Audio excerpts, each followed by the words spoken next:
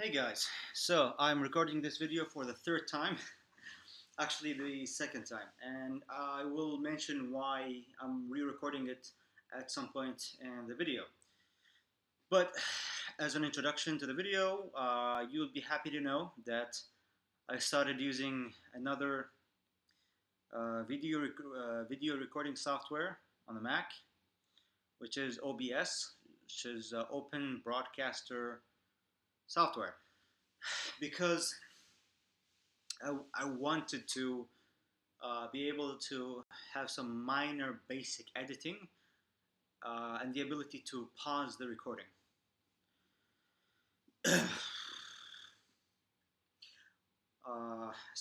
Because you guys were complaining that it's too long, whatever, you guys made your complaint. And uh, because there is some demand for this, um, I was able and was motivated to get another software so that I can basically fix the problem. But the reason I'm re-recording this video is because you see, there is no way to pause the video here. So I had to stop the recording and record again, and stop the recording and record again, and was hoping that I'd figure out a way to stitch the videos together. It's such a basic thing. I thought I would just be able to do that, but I guess it's not that clear how. I googled it, and I couldn't figure it out. So I didn't want to push the recording of the video too far back, because if I don't record this now, the thoughts are gonna flee from my head. So I thought I would record it now, even though I'm not gonna be using the editing or the pausing for this time. Hopefully for the next video I'll have the software set up such that I can do that. Anyway, now onto the topic I wanted to talk about. Man, I just walked down the stairs and back up, and I'm out of breath. I am so out of shape. Fuck. Okay. The topic I wanted to talk about this time is about. I titled it as externalizing your thoughts, but that's the best terminology I was able to come up with. Because it's just not clear how the terminology, like I can't find the right terminology to explain this. And even in the recording I made about this beforehand, I struggled to find the proper and appropriate and accurate terminology here. But see, when we're thinking nowadays, now you know what, I'm gonna start with the example first. So think of this example, all right? Think of this example here.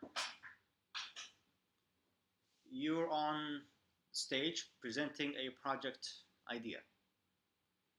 Imagine that this, like you're presenting the business side, the software side, the marketing side, and all that. And your audience is a bunch of business people, right? I mean, people who know about the business side of things, who know about the design and the marketing and the technology side of things. So the people you're talking to, they know the material, they know the lingo and the jargon. Uh, anyway, so you go up on stage with the expectation that these people are judging you, right? And you have to stand up in a certain way. You have to smile or speak in a formalized certain way. There's certain language that you can't use because this is a formal environment. You know, there's some expectations placed on you. um, uh, yeah, so you have to speak in a certain way, and stuff like you can't have too many pauses that are too long, and too many of them. You can't have that. That's not a good. That's not a good thing. That's a bad sign, and stuff like that. Uh, okay, you know what? I apologize in advance because this video is gonna be bad quality. But screw it. better have a video that's not so good than no video at all. Because a bunch of you guys don't care about that, so that's fine. Anyway, so what's gonna happen then is you, you you're gonna be seeing these constraints and expectations as like a maze with walls, and those expectations are walls, and you're gonna be so what's gonna happen then is like so I kind of visualize thinking as like your mind having tentacles, and you attach tentacles to the stuff that you're thinking about, and that you're paying attention to, right? And so it usually happens for a lot of people, not everybody, but a lot of people, is that when they're walking down this maze of rules and expectations and whatever, is they attach their mind's tentacles onto the walls so that they can see how far they are from crossing any boundaries and failing at meeting some expectations. And then they try to navigate those expectations. But the thing with those walls and those rules and expectations and conventions and so on is they're there not to restrict you, but to keep you focused. I mean, that was the point of having them there in the first place. It's to keep you focused. And so the reason we have things like formal language is because if you speak in an informal language, there's a possibility that the listener, the audience, might not know what you're saying. And so the formal language is the language that most people understand. And informal language across time becomes a formal language. That's how formal language exists, is that it takes from informal language. That's how it gets populated.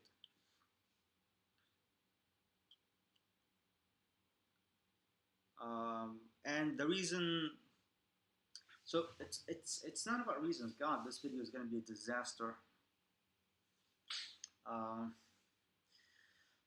so okay, let me just so okay, I'm gonna start another branch and then converge with this example. So something that Jordan Peterson has said once is that writing is no different than thinking. They're the same thing.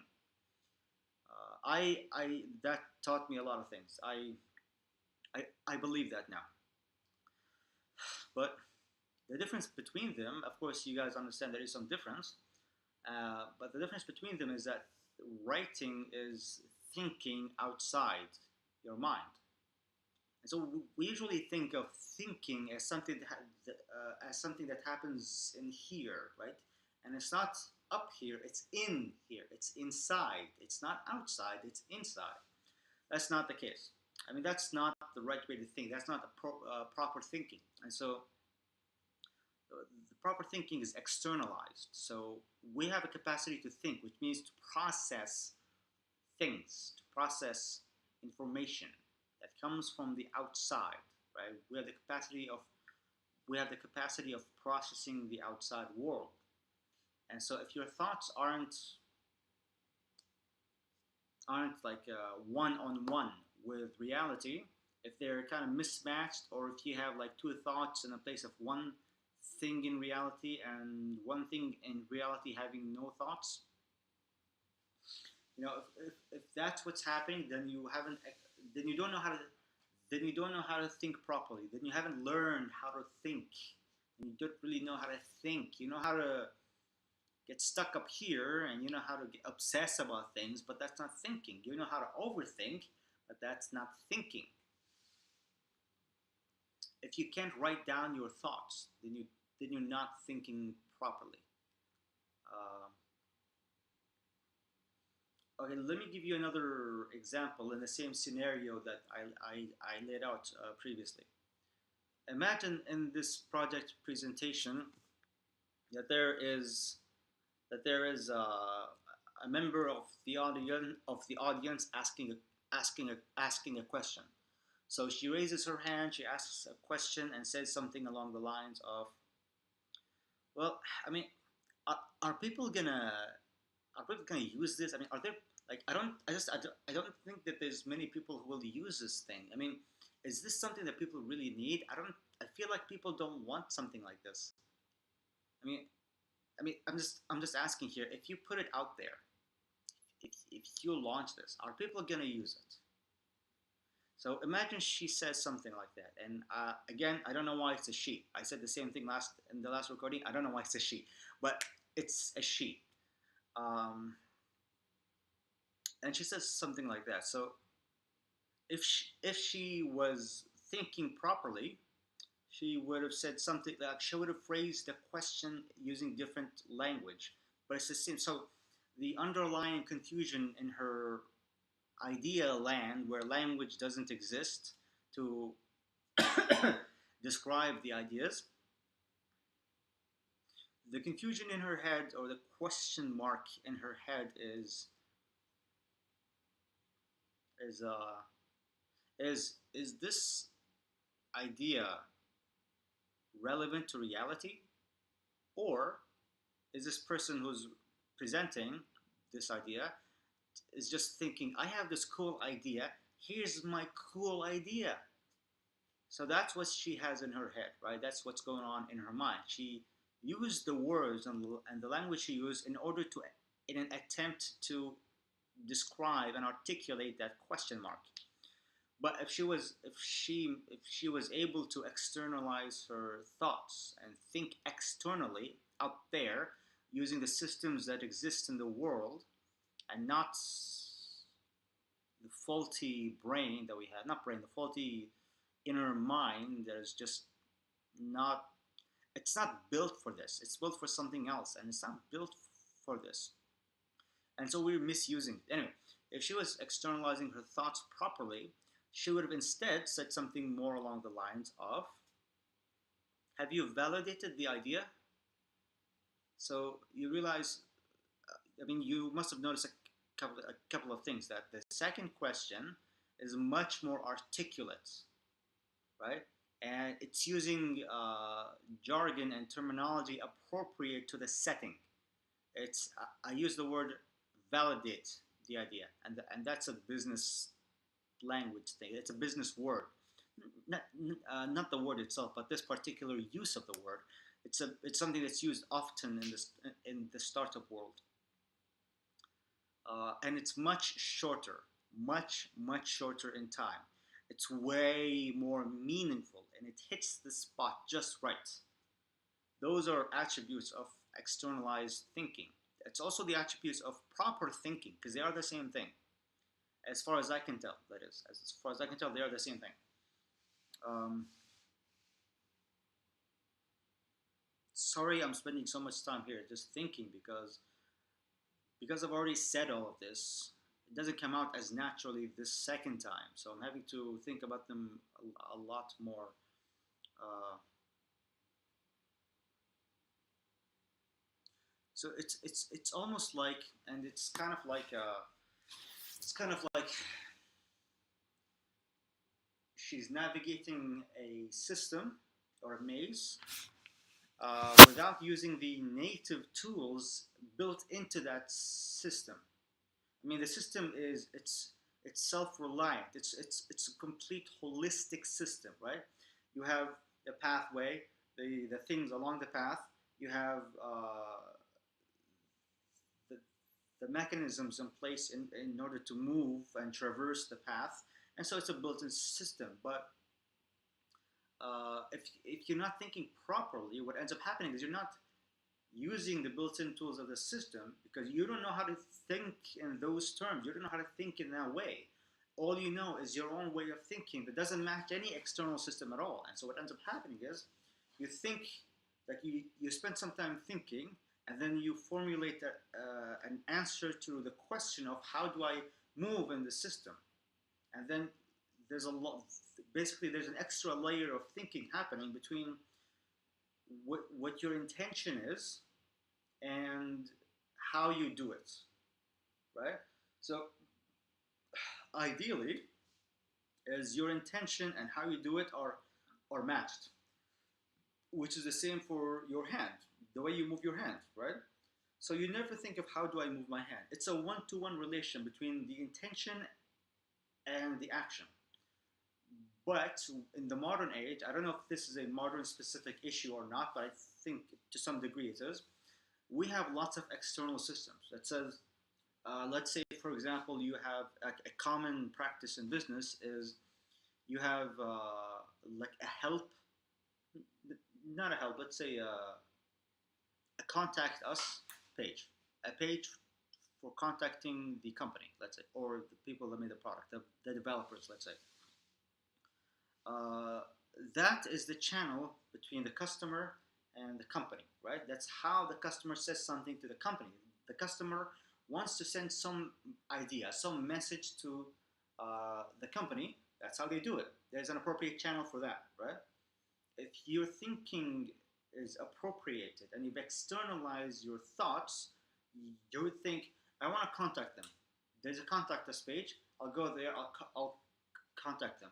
Done. But if you're immature, if you haven't learned how to think properly in the world, what happens is instead, how do I talk to them? Well, the contact us page doesn't work. That's not what it's for. It's just there. It's just what they do. I'll go to Twitter. Yeah, they usually like some external way, some workaround, and not using the innate tools of the system. And so you're not utilizing the system properly, and you're not using tools as they are designed for. So you're not using your mind for its purpose. You're using it for something else. It's kind of messy. It's like you're going like this. It's awkward. It usually comes out awkward, not natural and not smooth. You know. And so you think I'll go to Twitter to talk to them. But why? There's a built-in contact us page. That's the whole point of having a system like that. Is that you never need to go anywhere else. Is that things are in the right place and they're intuitive. It's like you go to their website and you want to talk to them. That's how you talk to them. You don't have to go somewhere else and search for their Twitter account name and tweet them or whatever. That Twitter tweeting tool is for another use. You want to contact this company? There's a contact us page right here. And so externalizing your thoughts uh, has that as part of it. Like you learn to use things for their purpose, and that you don't find that constricting. You find that like it simplifies things for you. So yeah. So hope that makes sense. This video is a fucking disaster. It's gonna be horrible, but screw it. I'm starving. My pizza's right there, and I wanna eat that shit. So I'm gonna do this video horribly, and hopefully next time I'll have a better software set up. One more thing that I wanted to mention about this topic is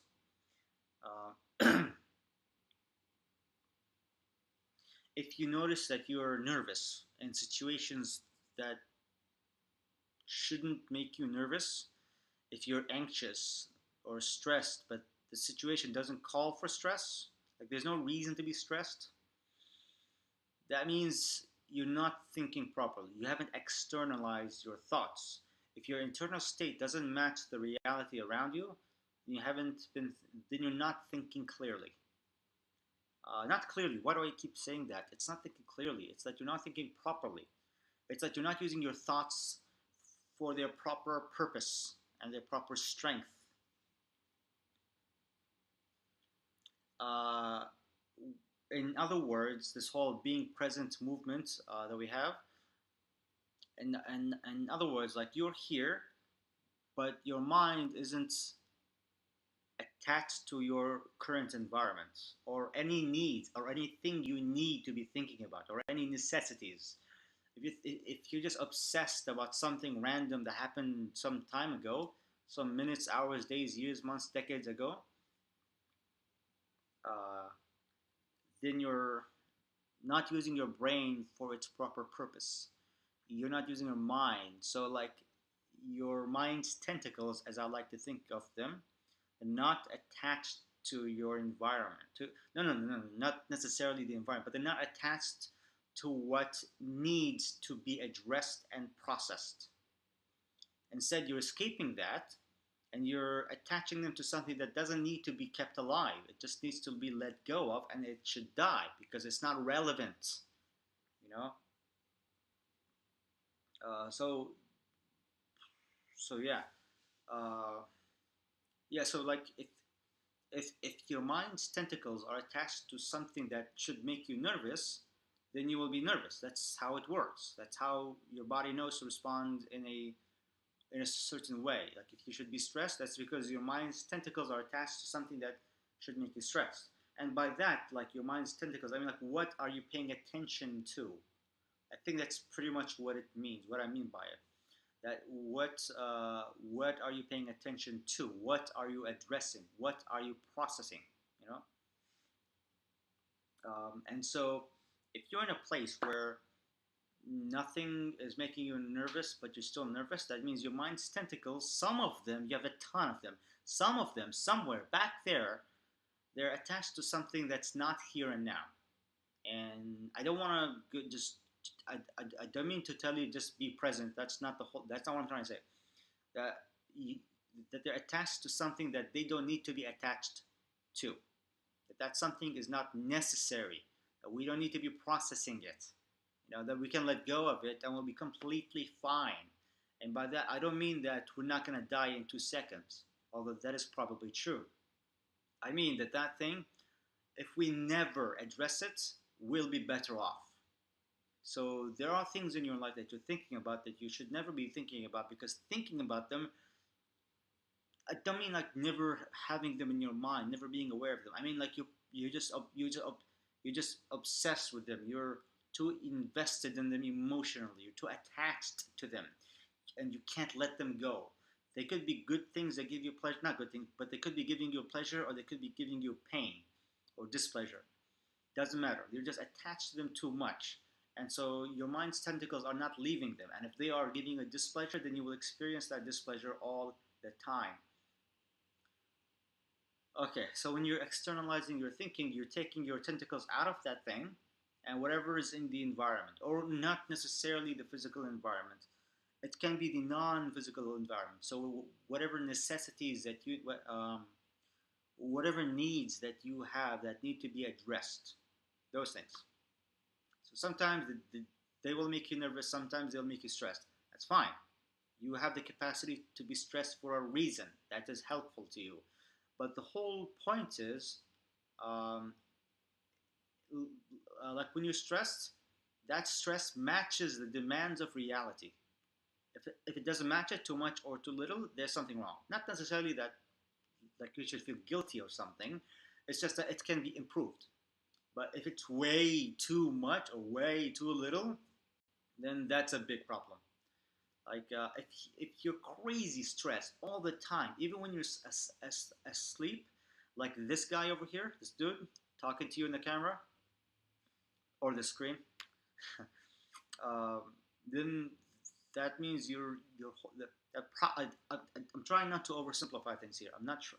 I don't want to oversimplify things, but it could partly mean that you're holding on to something so tightly and it's causing you stress.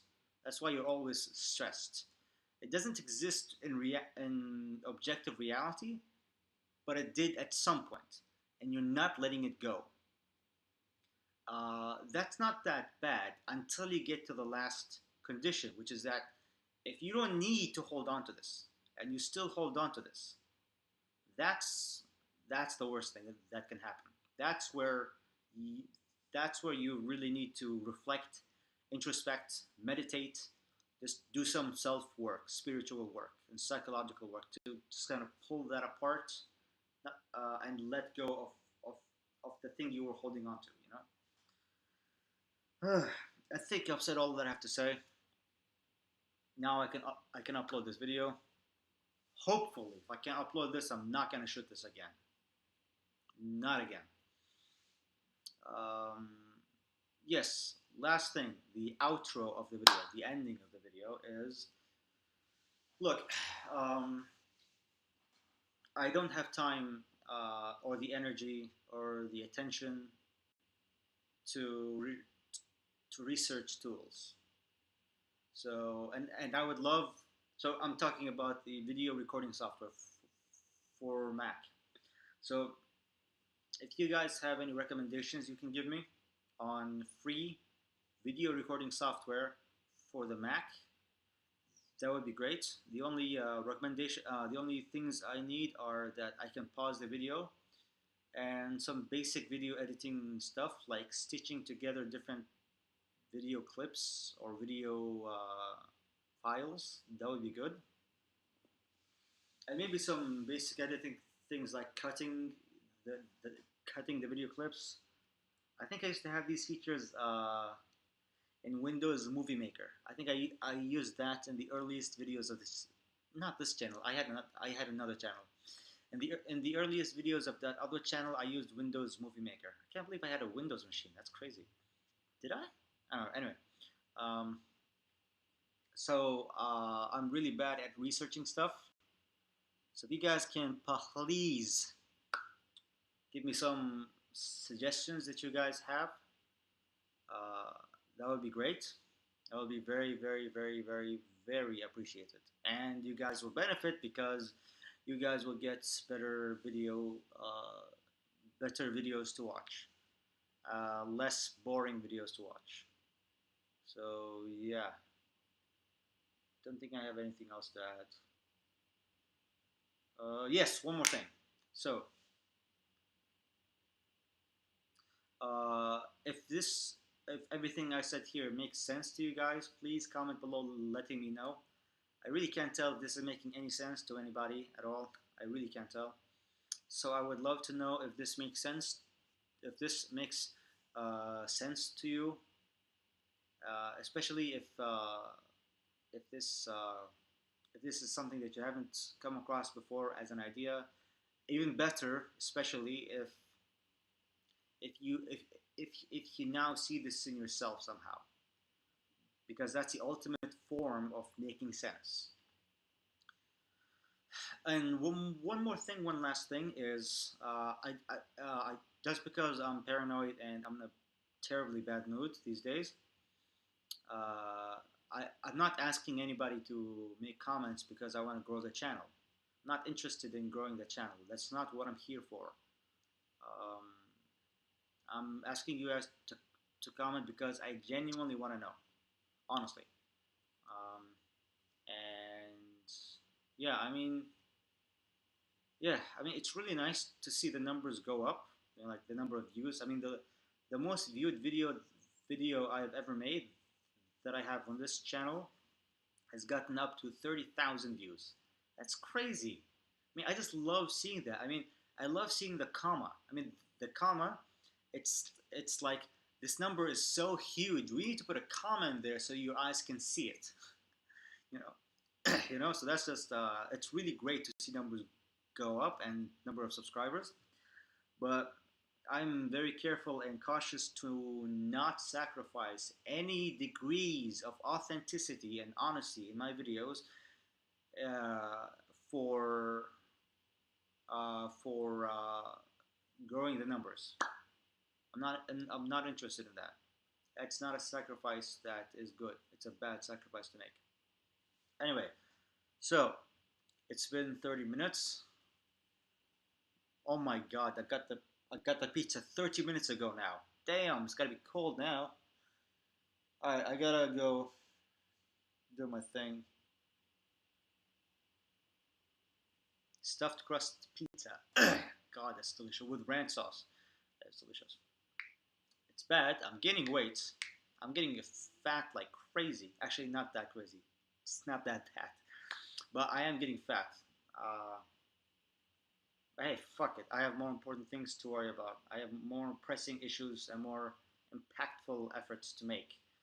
This weight thing can wait. This weight thing can wait. God, that that's amazing. Anyway, so again, please, if you have any recommendations about software to use, let me know. Video recording software free for the Mac. Uh, that'll be cool. Yeah, thank you for watching, I guess. And again, if you watched to the end, let me know in the comment. Let me know. I'd like to know. This is the worst video I have ever made in my entire life. And I have like two previous older channels. This is the worst one. This is the worst one. But screw it. Better boring video than no video at all. I really doubt that somebody's watching me right now just ramble on about literally nothing. All right. You know what? This right here, me still talking and haven't shut down the recording yet. Uh, it's a reflection of my personality. That I have difficulty th- thinking of, thinking with the end in mind. I don't do that very well. I don't think of the end at all, and I don't keep the end in mind. I don't um, start something with the end in mind. I don't start something with the with like knowing what this is for. What is the end that this is a means for? You know. So that's why I have a little difficulty stopping things. I just like when things keep going. I don't know what that's about. I feel comfortable when things keep going and discomfortable when things come to an end. I don't know what that is. That's weird. Um, yeah. Anyway, bye bye.